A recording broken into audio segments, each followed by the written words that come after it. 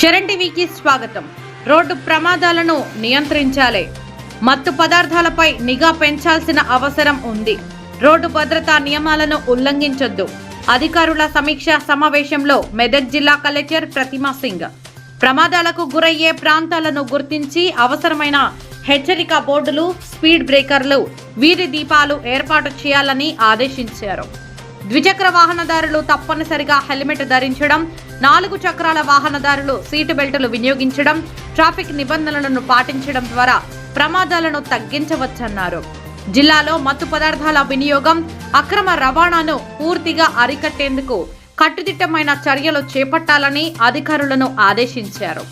విద్యార్థులు, యువతలో మత్తు పదార్థాల వల్ల కలిగే దుష్పరిణామాలపై అవగాహన కార్యక్రమాలు నిర్వహించాలని సూచించారు.